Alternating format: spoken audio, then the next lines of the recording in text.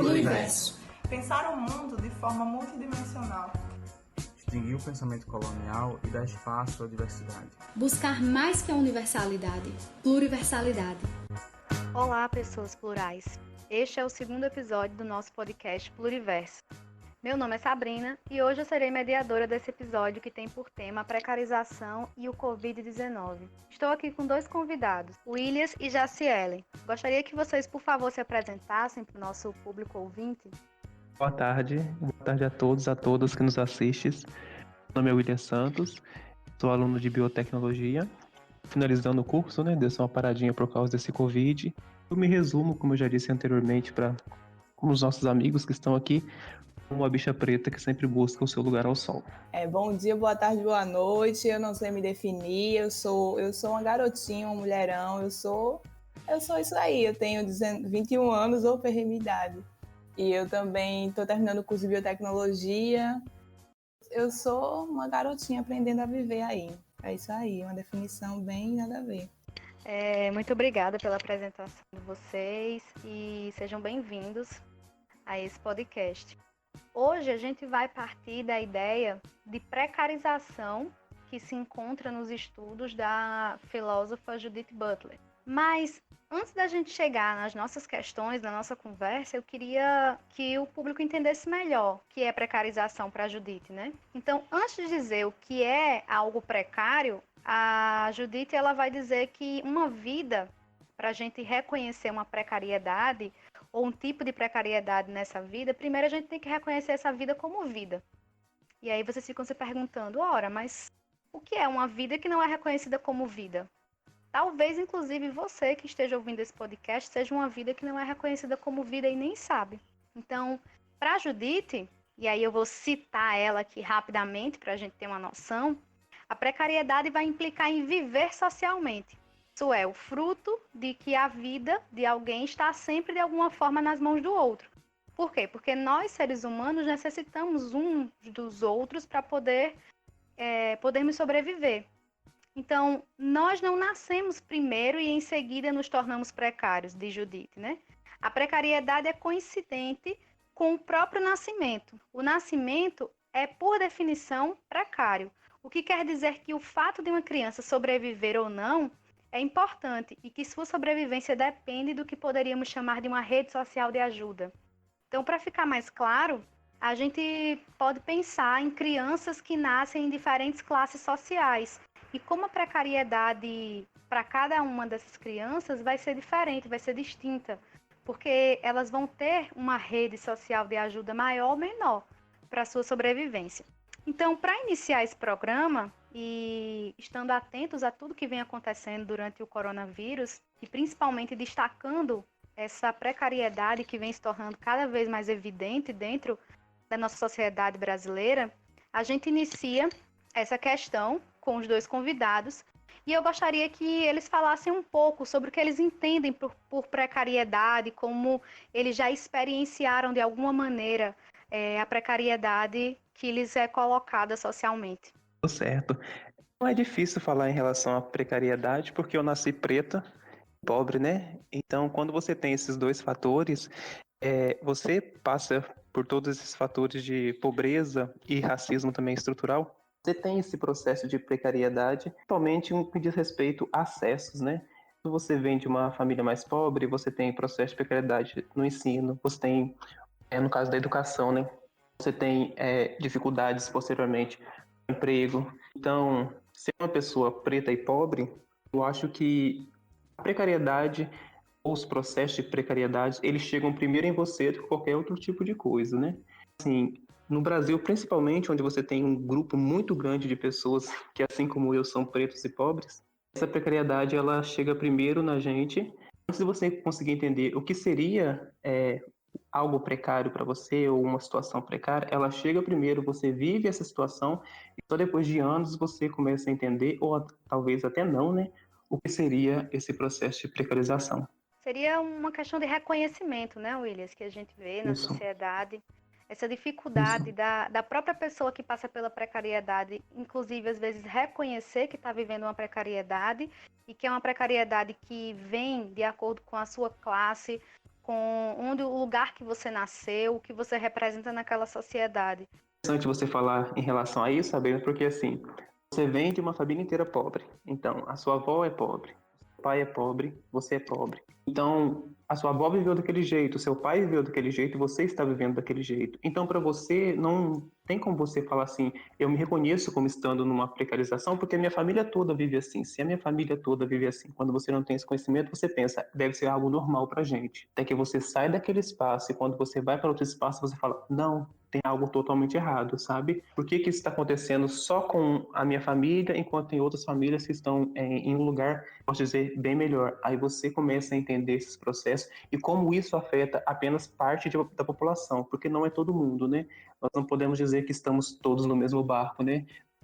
Nós podemos dizer que estamos todos no mesmo mar, só que o barco é totalmente diferente, né? Alguns já estão afundando. Eu queria só reforçar que, tipo, é exatamente isso que o Williams falou, é do que eu comungo também. E eu queria só colocar a cereja no bolo com relação a esse processo de precarização da vida, no sentido de que realmente é o despertar para o que é isso, porque muitas vezes você está inserido, muitas vezes não, na grande maioria dos casos, você está inserido e você não percebe. Eu, por exemplo, eu vim começar a ter as minhas percepções quando eu fui para a universidade. E, tipo, a gente já tira por aí, porque não é todo mundo que acessa a universidade. E quando cheguei lá e me engajei em alguns grupos, eu estava numa dinâmica um dia em que o pessoal estava se abrindo com relação às problemáticas da família e tal. E muita gente falando, meus pais se separaram, minha mãe tem depressão e não sei o quê. E essa era a maior problemática das famílias. E como na minha família eu não tive isso, tipo, eu não tive pais com depressão, eu não tive pais passando por separação, eu saí da dinâmica e fiz assim, caramba, então minha família é muito boa, muito perfeita, a gente não tem problemas e tal. Porque o pessoal estava se acabando de chorar, eram pessoas brancas, por causa que os grandes problemas das vidas delas eram esses problemas. E eu não estou diminuindo os problemas das vidas delas, de forma alguma. E aí, quando eu cheguei em casa, eu fui compartilhar com a pessoa que eu morava. E aí ela me conhece muito melhor. Eu fiz assim, mas como assim tu acha que tua vida é perfeita? Teu pai é cortador de cana, tua mãe é uma mulher que só trabalha, não tem um trabalho fora, só o trabalho, só não, né? O trabalho doméstico, que já é uma grande carga. E, enfim, tu é a primeira a acessar a universidade, como é que tu não reconhece que, tipo assim, você tem muitos outros problemas? E aí foi quando eu despertei, eu já tinha 20 anos, eu acho, para ver as condições, e até hoje, tipo, eu despertei, mas as pessoas que ficaram na minha casa, elas não enxergam que elas...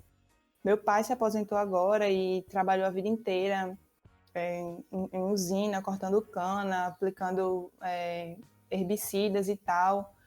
E ele não percebe que ele acha que tem uma vida muito satisfeita, porque ele trabalha, ganha dinheiro dele, mas assim, são condições bem análogas à escravidão, sabe? Você sair de casa às 4h30 da manhã, chegar às 5h30 da tarde, você almoça dentro do canavial, é uma coisa muito louca. E eu não tinha essa percepção do quão precário é isso. Só depois de 20 anos na cara foi que eu vim perceber o que é que ainda existe, estava tipo dentro da minha casa, era o meu pai que estava numa situação dessa, sabe? Então eu acho que é muito isso também da gente perceber e principalmente a gente que vem de um lugar que isso é muito naturalizado, que são gerações que passaram por esses mesmos processos, a gente tem eu pelo menos tive muita dificuldade para perceber que aquilo é uma situação precária. E só quando eu vi outras condições assim, foi tipo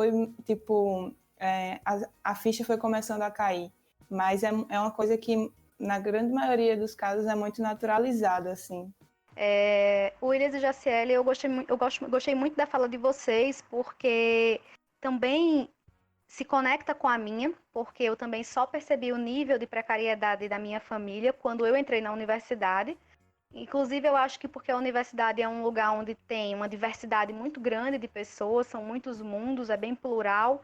Então, você rompe com aquele seu micro-universo e você percebe que você está num grau de precariedade e as pessoas em outro grau. E aí você vai observando os graus, né? Que vai ter gente num grau mais baixo que o seu, você vai estar num grau um pouco mais alto, outra pessoa vai estar num grau acima.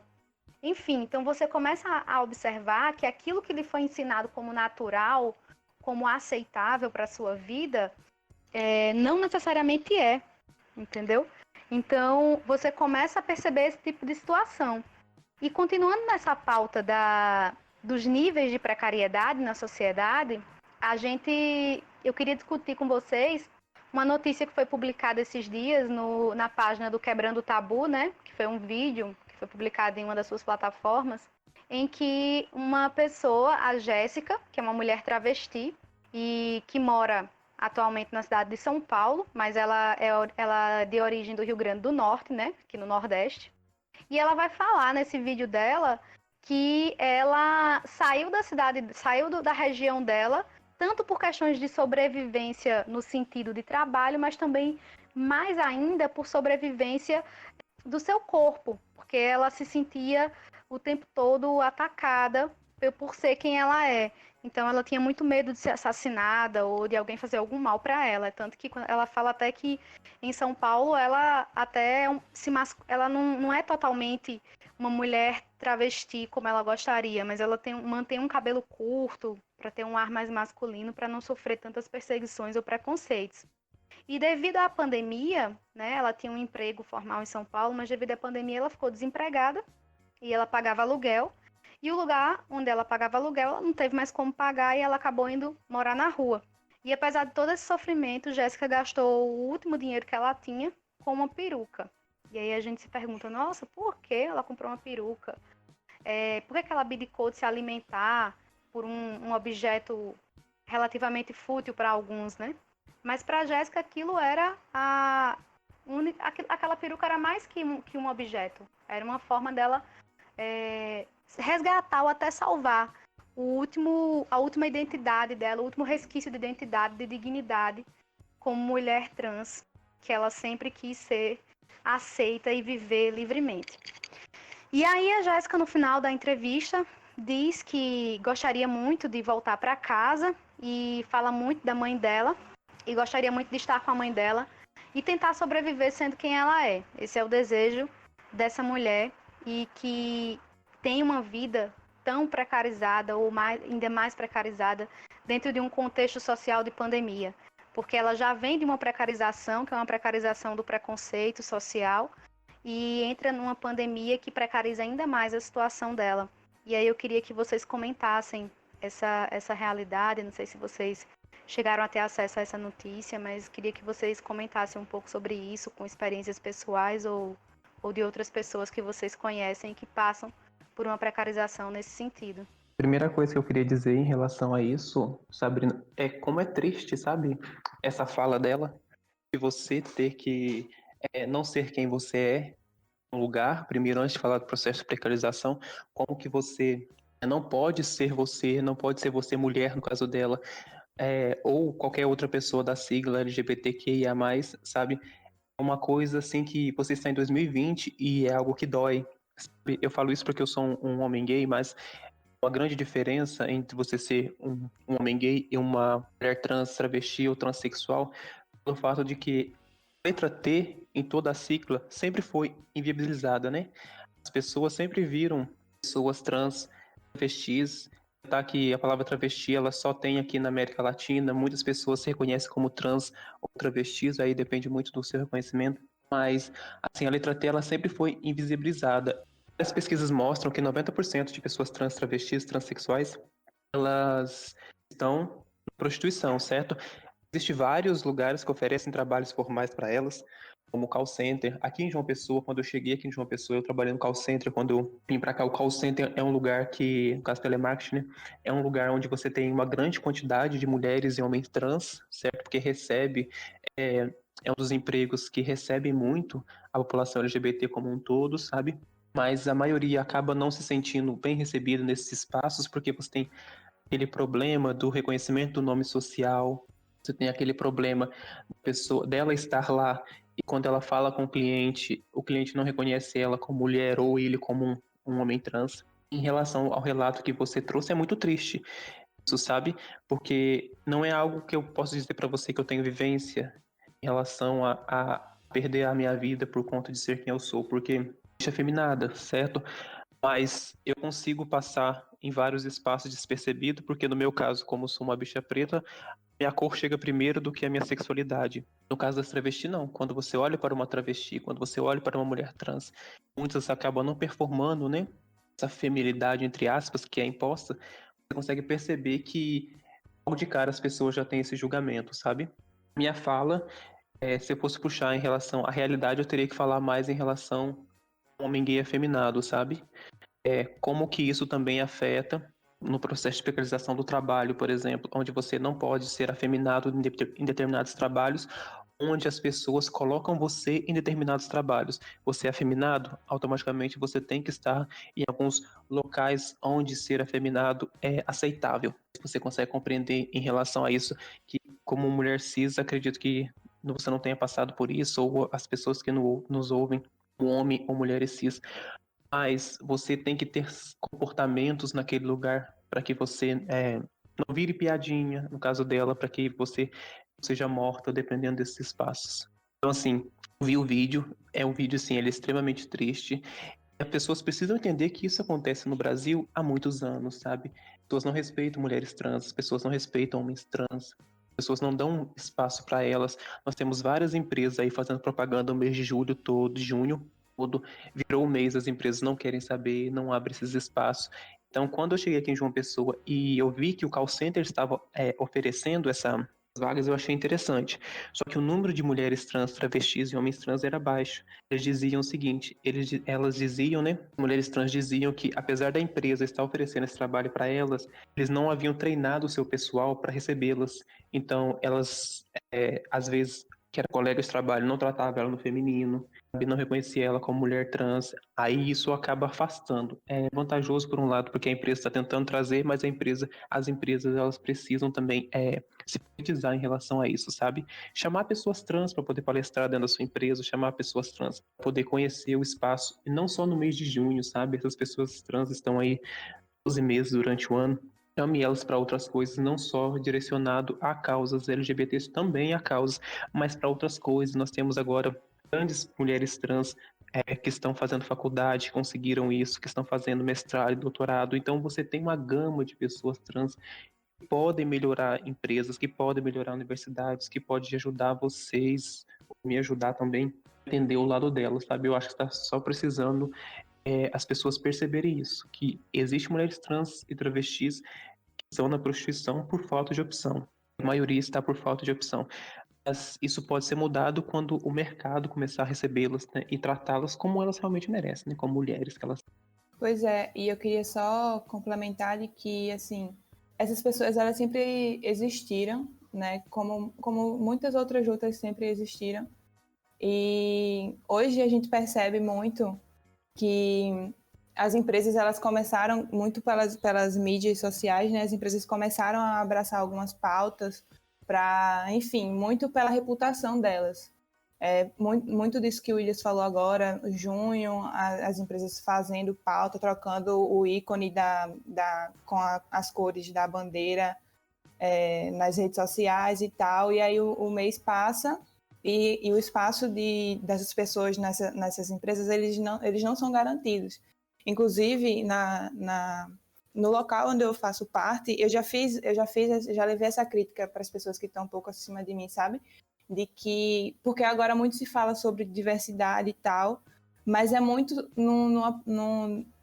na parada do marketing. Não tem muito, tipo, se você quer realmente abrir espaço para essas pessoas, não é abrir espaço de todo jeito. Tipo, as pessoas que ali estão, elas precisam ser também preparadas para entender o que é esse ambiente diverso, porque a gente sabe que a maioria dos espaços das empresas são em sua maioria, homens, cis, e aí essas pessoas muito provavelmente não vão estar preparadas para conviver com a diversidade. Então isso é uma coisa que muito me preocupa também, de onde é que a sociedade sempre colocou essas pessoas, homens trans, mulheres trans, enfim, eu me preocupo muito com como é que eu vou falar, isso é uma coisa que eu acho que não é uma preocupação só minha, tipo, eu tenho muito medo de falar as coisas erradas, tipo, não sei, as nomenclaturas, e eu acho que isso é algo que a gente tem que se policiar e buscar aprender mesmo. Eu sei que você ouvinte também deve ter essa preocupação, então se eu falar errado, eu estou no processo de aprendizagem, eu estou mesmo. E aí, que eu estava dizendo, sim, muito isso que o Williams falou, e Sabrina também, onde a sociedade colocam esses corpos, né? A gente cresce muito, eu pelo menos cresci muito de pessoas travestis, pessoas trans, elas estão na prostituição como se elas estivessem ali porque querem, ou como alguém já falou aqui, também tem muita presença no telemarketing e tal, mas, tipo, falando em perspectiva, a gente tem que começar a abrir espaço, por exemplo, o espaço da universidade, ele precisa ser ocupado por pessoas que são diferentes de corpos cis, brancos. Essas pessoas precisam ter perspectiva de outras atuações profissionais, entendeu? E não só profissional, na sociedade como um todo, porque a gente está agora passando por uma pandemia que já está uma situação de todo mundo desempregado e tal. Quando, sei lá, eu odeio esse termo novo normal, e eu não vou usar porque não sou obrigada, mas já falei. Mas, enfim, quando a pandemia passar, o cenário vai ser ainda mais caótico no sentido econômico, profissional. E aí, o que é que a gente vai fazer para, tipo, colocar essas pessoas que já eram desde sempre marginalizadas, colocadas de escanteio? Sabe, como é que a gente vai se preocupar para inserir esse pessoal que já saiu do interior, enfim, de outras regiões, para acessar outros espaços e conseguir um emprego ou outro, sendo que o seu corpo ele é visto como um corpo que não merece estar num cargo profissional ou numa situação digna. Então, isso é muito da gente se preocupar e se sensibilizar e tentar sempre estar fazendo críticas e com aquele teste de pescoço que eu aprendi sobre esse teste muito com relação ao racismo, mas ele se aplica a tudo, sabe? Porque a gente precisa ver o ambiente, se, por exemplo, na empresa que eu estou, ele é realmente diverso ou é só no marketing. Então, é isso que eu acho, a gente tem que estar 100% atentas. Só completando a frase, ao que a Jaciele disse, é bastante importante, porque tanto eu como a Jaciele, nós viemos de empresa, né? E ela citou em relação ao teste do pescoço, e eu gostaria que os ouvintes fizessem esse teste do pescoço. Quando você entra no local de trabalho, quando você é recepcionado, você procura olhar. O teste do pescoço é você procurar ao redor como são as pessoas que estão ao seu redor. Então, veja se os ambientes que você frequenta. Tem uma travesti no ambiente que você frequenta? Você já foi atendido por uma travesti, por uma mulher trans, por um homem trans? Você não foi atendido, por que não tem essas pessoas nesse espaço? Elas possuem as mesmas capacidades que eu, a mesma capacidade, até mais capacidade que muita gente, sabe? Por que com currículos ótimos, e por que essas mulheres não ocupam esse espaço, esses homens trans não estão ocupando esse espaço? E quando você passa numa perimetral da vida, quando você passa numa BR da vida, uma fileira de pessoas, por que elas estão lá e não estão no atendimento para você? Por que você não tem uma médica travesti, um médico, homem trans, sabe, lhe atendendo? Por que você não tem um professor ou uma professora? A UFB, ela foi pioneira, porque nós temos aqui na UFB, talvez muitos não saibam, a primeira professora trans que dá aula acredito que em Areia. Nós temos aqui, certo? Então, que estão ocupando esses espaços, sabe? Por que não tem mais?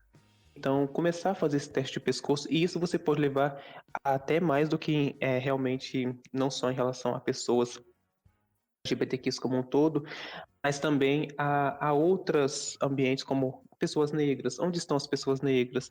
Onde estão as mulheres em algumas empresas? E como o GCL trouxe em relação à parte do marketing, é o que mais acontece. O mês de junho, ele é ótimo para marketing, para todas as empresas dizerem que sim, nós aceitamos a diversidade, nossa empresa aceita, certo? Quando você entra numa empresa, entra num escritório, por exemplo, você vê, pessoal, aqui tem gays, aqui tem lésbicas trabalhando, tem bissexuais, pronto, nós temos diversidade. Mas falta pluralidade. Tem um gay trabalhando? Tem. E como é esse gay? Ele é o, entre aspas, o gay aceitável, que seria o gay branco de barba, que algumas pessoas, abre aspas, diz que não parece, que isso não é elogio, tá, gente? Deixar isso bem claro. E essas mulheres lésbicas, como elas são? Elas são diversificadas? Elas são corpos diversos? Então, esse teste do pescoço também é importante. Tem diversidade, ótimo, mas tem pluralidade de corpos. Talvez também precise disso em vários ambientes. Afinal, pluriverso sua empresa, pluriverso os ambientes que você frequenta. Gente, muito obrigada por essa fala de vocês, muito maravilhosa. E pegando o gancho nela, eu acrescento ainda que na fala de vocês a gente vê bem claramente quando vocês colocam, né, principalmente voltado para a ideia do mercado de trabalho, que as pessoas que não estão dentro de um padrão de normalidade, entre aspas, né, cis, branco, hétero, enfim, essas pessoas são excluídas Elas não têm oportunidades. Muitas vezes elas não são nem vistas como vidas reconhecíveis. Então, quantas e quantas travestis, homossexuais, mulheres lésbicas, quantas e quantas pessoas LGBTQ aí, que a sigla é gigante, né? Mas todas elas, né, são mortas no Brasil e elas não tem nenhuma comoção pública, sabe? Não existe uma comoção pública com relação a essas pessoas. Elas perdem o direito ao luto. Simplesmente ninguém fica lutado por elas. Então, quando uma vida ela acaba e ela não tem um luto, é como se ela nem tivesse existido. Então, por que a gente não sente nada a respeito disso? Por que a gente não se compadece, sabe? Então, são questões que a gente deve levantar. O teste do pescoço também é um teste interessante. Por que você não observa o seu ambiente que você frequenta? Quantas pessoas você vê que são parecidas com você ou são diferentes, sabe? Porque quando você frequenta um ambiente onde tem muita gente igual a você, cria uma ideia de normalidade para você que o diferente passa a incomodar. E isso é um grande problema na nossa sociedade no Brasil.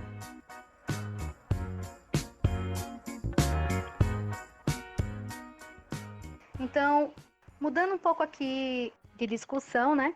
Eu queria falar de um assunto com vocês, que é um assunto que vocês, como alunos da UFPB, conhecem muito bem. E eu queria que a gente comentasse um pouco sobre isso também, que é mais uma forma do Covid-19 ele impactar na vida das pessoas. Então, a Ecolanches, né, é uma lanchonete, para quem não sabe, que existe na UFPB, no Campus 1, na Universidade Federal da Paraíba, no Campus 1, e que fica na central de aulas, né, ali próximo à central de aulas. E é uma lanchonete que é composta só por mulheres negras, e que trabalha principalmente com a alimentação saudável, a proposta delas, né, que é uma proposta bem interessante. Só que aí, essas mulheres, durante esse processo da pandemia, não só elas, mas destacando aqui elas, estão numa situação de terem perdido a sua fonte de renda, né? A fonte que lhes dava algum tipo de emancipação, alguma estabilidade econômica. Diante disso, a gente começa a perceber, né? Por que, apesar de a gente saber que o governo federal se mobilizou para fazer um auxílio emergencial, mas mesmo assim é um auxílio que a mídia o tempo todo vem mostrando para a gente o quanto ele é problemático, porque não chega a todo mundo, demora semanas e semanas, é uma dificuldade imensa para as pessoas terem acesso, para as pessoas sacarem o dinheiro, para as pessoas poderem, enfim, fazer alguma coisa com esse dinheiro. E diante disso, né, também a gente tem o Sistema Único de Saúde, o SUS, que está aí em alguns estados extrapolando, né, a sua capacidade. Algumas cidades no Ceará, por exemplo, atualmente, elas não têm vagas para mais ninguém. Recentemente vi um vídeo de um prefeito numa cidade no estado do Ceará, em que ele dizia que não tinha vaga nem para rico nem para pobre, porque simplesmente estava superlotado. Então você tem pessoas que vão perder sua fonte de renda e que vão precisar, né, assim como essas mulheres, fazerem outros tipos de atividade e vão se submeter a risco para isso. Ou vão passar pelas piores necessidades e perder, inclusive, como no caso da Jéssica, perdeu a casa que morava. Então, eu queria que a gente debatesse um pouco sobre isso. Por que a gente pensasse, inclusive, sobre isso, né? Por que o Estado ele não se preocupa em criar políticas públicas para proteger e reconhecer essas pessoas, para poder dar a elas um pouco de dignidade? Porque por mais que a gente saiba que existem algumas políticas sociais, mas elas são extremamente falhas. Não há um reconhecimento social total. Muita gente já chamou vários programas do governo de esmola, sendo que para aquela pessoa que tem um nível de precarização da vida bem menor, pode ser uma esmola, mas para quem está numa situação de precarização grande, aquilo é a sobrevivência. E principalmente para as pessoas negras no Brasil. E quando a gente fala em pessoas negras no Brasil, a gente sabe que o nível de precarização delas é ainda maior. Quando se trata de uma mulher negra, aí é que a coisa fica mais complicada ainda. Então, eu gostaria que vocês comentassem um pouco sobre isso. Na primeira vez que eu ouvi falar, assim, nas militâncias da vida, que eu acompanho, quando eu ouvi falarem assim, desemprego é um projeto do governo, tipo, é um projeto político. Desemprego é um projeto político. Eu fiquei assim, isso não faz o menor sentido na minha cabeça. Por que desemprego?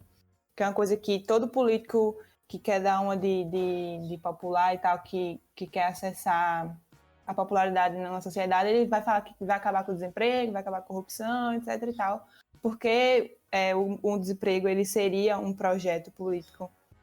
E só agora isso vem fazendo sentido para mim, porque lendo outras coisas, vendo outras referências, eu comecei a entender o porquê do desemprego ser um projeto de fato. Porque quando você coloca as pessoas sem condição nenhuma de sobreviver assim, com o mínimo de dignidade, essas pessoas elas vão começar a aceitar qualquer coisa para poder ter como comer, para poder ter como pagar o aluguel de uma casa para morar. Então, quando a gente vê assim, tudo que está acontecendo agora no Brasil e as coisas começam a fazer mais sentido, porque e muito também se tem a romantização de que a mulher, principalmente a mulher negra, ela vai dar um jeito, ela vai assim, vai se virar, vai se reinventar. E tudo que foi falado agora, que eu tenho uns discursos que muito me incomodam, que é se reinvente, se não sei o quê, observe onde você está, empreenda, nananã. E sendo que, assim, as condições para se reinventar, assim, são totalmente... uma mulher negra que está na periferia, as condições que ela tem de se reinventar, a mulher negra que trabalhava na Ecolanches, as condições que ela tem de se reinventar em meio à pandemia é extremamente diferente das condições que, sei lá, uma empreendedora branca lá no Bessa, que tinha sua lojinha de roupas, pode se reinventar. São condições de se reinventar totalmente diferentes. Então, quando a gente vê um país que, tipo assim, quer mesmo que a gente, que os seus jovens tenham formação técnica e não graduação de nível superior e tal, para que essa mesma juventude ela vá servir de mão de obra para o sistema, começa a fazer sentido. Começa mesmo, porque a gente quer criar uma grande massa que vá trabalhar no que seja para trabalhar, num trabalho repetitivo e tal. Não quer que a gente pense intelectualmente, não quer que se tenha essa formação intelectual no país mesmo, sabe? E falando, o meu sonho, eu durmo, mentira, eu não durmo e sonho com isso, mas assim, o meu sonho acordado é que, eu acho que é Angela Davis que fala que quando a mulher negra ela se movimenta, toda a sociedade se movimenta. Então eu quero viver para ver a mulher negra se movimentar de uma forma... Não que nós não venhamos nos movimentando, mas fazer algo realmente assim, não sei, eu queria que algo tipo nível pandemia, uma coisa que vem e acontece e muita coisa muda ou não muda, não sei, porque a pandemia muita coisa não está mudando. Vocês estão entendendo, né, ouvintes? Dá para entender pelo meu tom de voz, que porque muitos desses discursos que se falam assim de como se dá para se reinventar em meio às turbulências, em meio às crises, velho, isso não se aplica para a gente, entendeu? Não se aplica mesmo. E eu não consigo aqui dizer A, B, C como não se aplica, porque, enfim, eu acho que só vivendo para saber. Outra coisa que eu queria pontuar, para passar a palavra à minha querida Rainha Williams, é que uma coisa, velho, que eu observei muito aqui onde eu tô, porque eu tô no interior, deve estar fazendo barulho de chuva, me perdoe, mas tá uma delícia. É que, por exemplo, auxílio emergencial. Foi a primeira vez que muitas mulheres na minha família tiveram como pegar em dinheiro. Vocês têm noção do que é isso? Tipo assim, tem uma quantidade de dinheiro para pegar, tipo, para dizer que é sua. E eu fiquei assim, minha Nossa Senhora, como eu não percebi isso, sabe? Porque é muito normal ainda, tipo...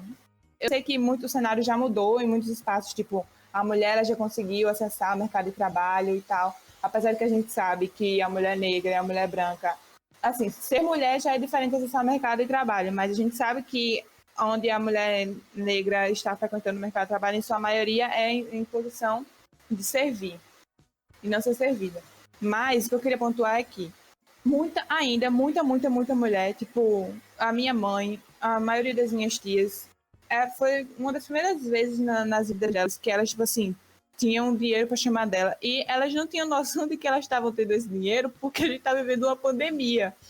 E aí eu até tentei pontuar algumas vezes, eu disse assim, gente, esse dinheiro... Eu sei que tem um lance que já é muito antigo de, tipo, renda básica universal, muito antes da pandemia. Eu não sabia que essa luta existia, mas ela existia. E que eu não sei se tem em outros países renda básica, mas enfim, o que eu queria dizer é que as pessoas ficaram encantadas, as mulheres da minha família ficaram encantadas por poder estar recebendo esse dinheiro, compraram móveis, e eu sei que é a realidade de muita mulher por aí, tá ligado? Por isso que eu tô falando isso. Que pegou o dinheiro e não foi pra, tipo, porque a gente que tá aqui no interior, assim, a gente tem uns casos ou outros, mas não é tão grave. Tipo, essas pessoas não pegaram dinheiro pra guardar e pra se resguardar e tal.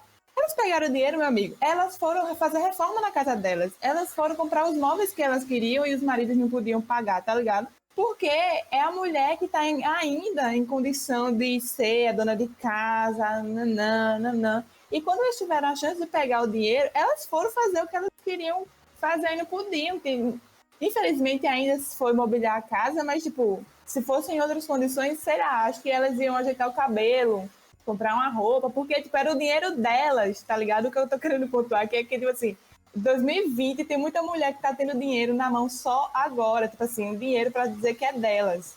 E isso é muito foda. Eu não sei se tô conseguindo deixar o quão isso é foda, mas, tipo, é muito foda perceber. Porque eu tenho 21 anos. Eu já recebo salário desde quando eu tenho 20. E aí, tipo, foi muito. Eu senti a felicidade que é você ter um dinheiro que pra dizer que é seu. Sendo que ao mesmo tempo eu tenho um monte de mulher na minha família que vai morrer e, tipo, não vai saber o que é ter o seu salário, tá ligado? E poder gastar o seu dinheiro com o que quiser gastar. Porque o dinheiro que minha mãe gasta aqui em casa é o dinheiro que meu pai trabalha, que ela tem que fazer. Ela administra, mas, tipo, ela não compra o que ela quer comprar. Ela compra o que, tipo, o necessário e o que meu pai deixar. Então, é isso. Eu falei aqui 5 minutos, me perdoem, passa a palavra. Não precisa se desculpar, não, Jess. É sempre muito bom lhe ouvir. Fazendo o que Sabrina disse em relação ao primeiro ponto da Ecolanche, a Ecolanche, como Sabrina mesmo pontuou, as mulheres que trabalhavam aqui, com certeza, faziam tudo de renda própria. E hoje essas mulheres, elas vão ter que sobreviver do auxílio, acredito eu, do auxílio emergencial. Mas isso também, se você pode levar isso para outros lugares, aconteceu também com várias mulheres, principalmente mulheres negras. É sempre bom deixar claro que mulheres negras, elas são a face da luta quando você vai falar sobre a luta, sobre o racismo, sobre a luta, sobre o empoderamento negro, porque as mulheres negras, elas sempre são aquelas que recebem o maior baque, né? Aquelas que recebem o maior choque. Então, essa mulher negra, eu entendo que Jaciele disse que a minha família, minhas tias puderam pegar o seu próprio dinheiro e puderam comprar as coisas, mas perceba também na fala de Jaciele que elas não compraram coisas para ela. Quando ela saiu para comprar alguma coisa, ela comprou uma coisa para casa. Ela comprou um móvel para casa, para que a família tivesse um conforto. Ela trouxe, por exemplo, um sofá para casa, para que a família tivesse onde sentar, sabe? Coisas que antes elas não podiam fazer porque estavam preocupadas em ter que manter a família no que diz respeito à alimentação. O marido trabalha, tem que administrar o dinheiro com comida, tem que administrar o dinheiro com conta e não sobra nada para elas. E perceba também que na fala de Jaciele, ela não trouxe que elas usaram o seu dinheiro para o próprio, né, para beleza, para salão, mas sempre pensando na família. Voltando um pouco no assunto em relação à mulher negra e empreendedorismo, não sou a pessoa ideal para poder falar nisso, né, não é meu lugar de fala, mas tendo essa percepção como homem, é muito difícil você ver uma mulher empreendedora.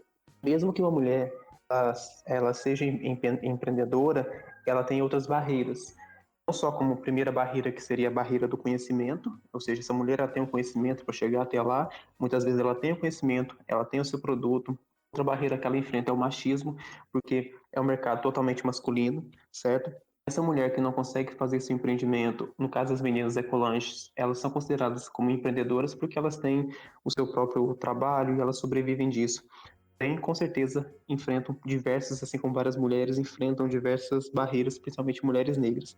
Quando foi muito bem pontuado por Jaciele, essas mulheres não conseguem esse empreendedorismo, elas vão para baixos salários. Então, quando você também for observar as mulheres, eu vi uma pesquisa, não vou lembrar o nome da pessoa que fez essa pesquisa, e ela diz que sociedade divide a mulher em dois tipos, as mulheres negras, no caso, em dois tipos. Uma é a mulher do cuidado, e a outra seria a mulher do casamento, ou seja, a mulher do casamento seria aquele entre aspas, aquela mulher negra padrão, do grande, bunda grande, aquela mulher que seria a verão, que estaria nos comerciais de cerveja. E a outra mulher, que seria todas aquelas mulheres que não seriam as mulheres verão, elas estariam nesse processo de ser uma mulher que está fadada ao cuidado. Então, são sempre essas mulheres que vocês vão ver que são colocadas em ambientes de trabalhos que não são considerados trabalhos que todo mundo quer, que seria aquele trabalho que seria a doméstica, a tia da cantina, a mulher que você não sabe o nome, mas você chama ela de a tia ali que trabalha naquele local, sabe? As mulheres que não são lembradas. Essa pandemia, ela colocou essas mulheres que não são lembradas por muitos, como Sabino mesmo disse, que não têm a sua vida válida.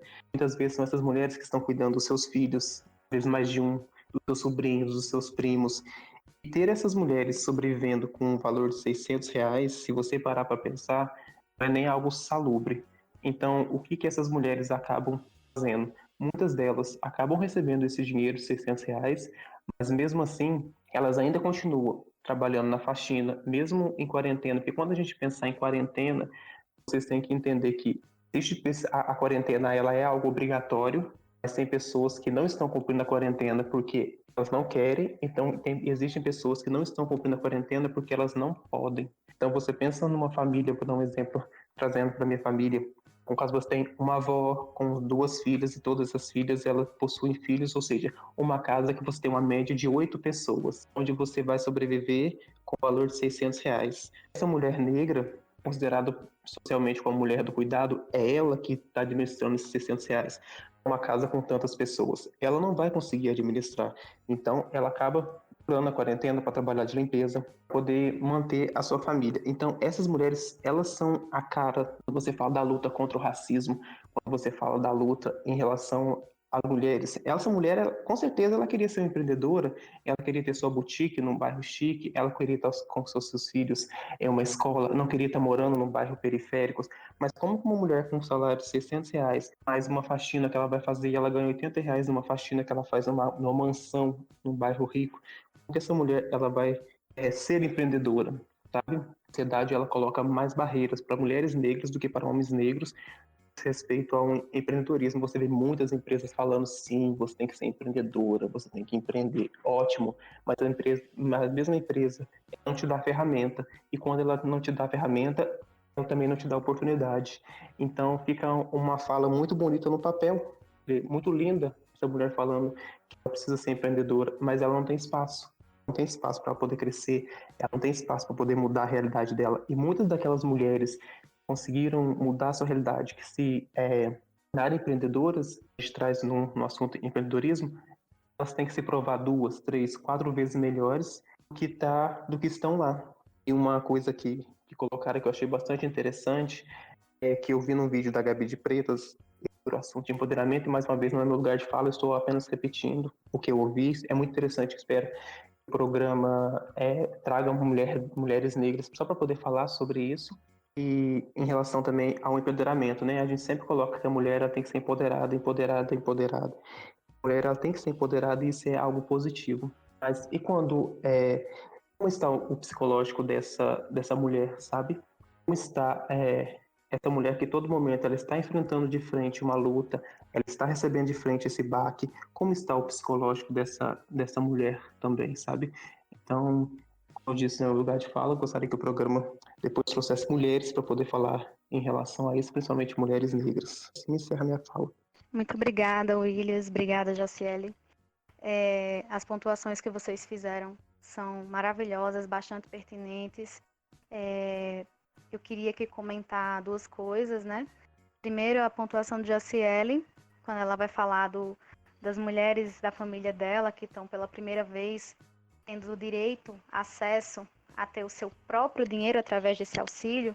Isso me lembra muito também os estudos que foram feitos quando o Bolsa Família foi implantado, né? Que houve estudos que foram ouvir mulheres que começaram a receber o Bolsa Família, né? Inclusive porque o Bolsa Família ele é algo que é titular da mulher, da família, né? Até porque sempre o homem é que tem o trabalho e que tem o dinheiro. Então, muitas vezes, essas mulheres acabam nunca tendo um dinheiro para si, nunca podendo comprar nada para si, sempre administrando o pouco que tem com a alimentação da família. E, às vezes, muito mal. Então, quando eu me lembro de um relato de uma mulher que ela vai dizer que a primeira vez que ela pôde comprar e usar um batom da Avon, que era o sonho dela, comprar um batom da Avon, mas ela não tinha dinheiro e o marido dela também nunca daria dinheiro a ela para isso.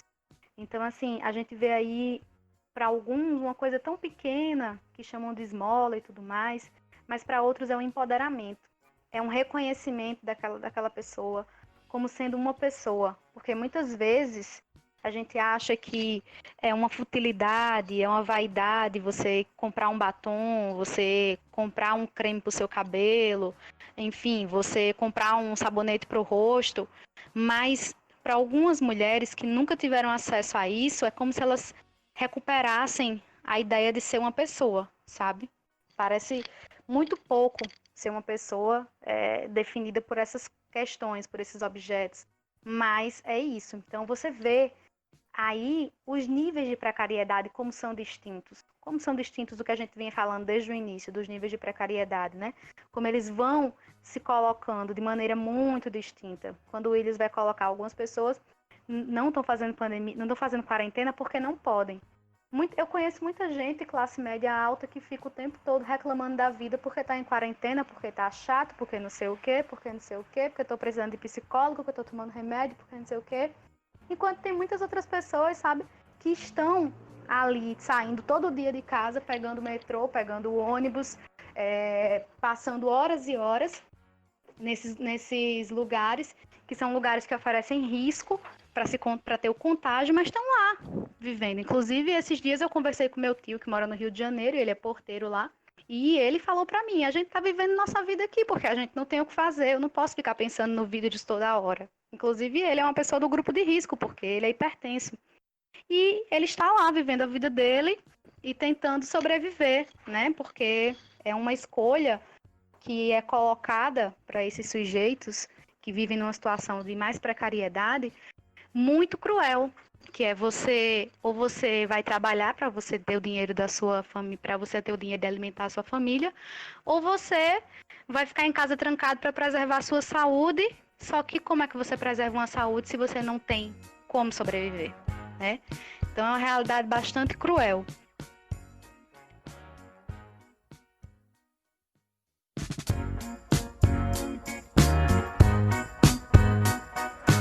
Olá, meus queridos ouvintes. A saudade estava grande, né?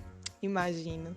Então, hoje não teremos Jaciele Pergunta, mas, entretanto, todavia, teremos Jaciele Indica. O Jaciele Indica de hoje é sobre o Sopão Solidário Ecolanches. A Ecolanches é um projeto da Incubadora de Empreendimentos Solidários da UFPB que a gente citou durante o programa. E aí, a Ecolanches, há 5 anos, se dedica à formação profissional e cidadã de moradores da comunidade São Rafael. Na lanchonete, que é localizada no Campus 1 da UFPB, elas produziam e comercializavam alimentos saudáveis, gerando renda com base nos princípios da economia solidária e da segurança nutricional. Entretanto, durante toda essa situação de pandemia, as trabalhadoras da Ecolanche, assim como muitos outros moradores da comunidade São Rafael, têm enfrentado grandes dificuldades devido à redução nas rendas familiares. E o projeto Sopão Solidário foi pensado nisso. Essa campanha visa arrecadar recursos para que as trabalhadoras da Ecolanches possam produzir refeições e garantir alimentos para elas e outros moradores da comunidade. Então, se liga no nosso Instagram que a gente vai liberar por lá mais links e informações de como você pode colaborar com esse projeto do Sopão Solidário Ecolanches, tá bem? Gostaram do Jaciele Indica de hoje? Então, semana que vem a gente vai ter o nosso Jaciele Pergunta de lei, prometo. Até a próxima! Bem, eu quero agradecer aos participantes hoje, né, desse podcast. Eu adorei estar com vocês, discutir esse assunto, que é um assunto que eu gosto muito, particularmente, que eu venho me dedicando a estudar cada vez mais. Agradecer aos ouvintes que tiveram paciência de ficar conosco até agora e dizer que até o próximo podcast e que vocês continuem acompanhando. Tchau, gente. Obrigada. Beijão a todos. Tchau, tchau. Tchau!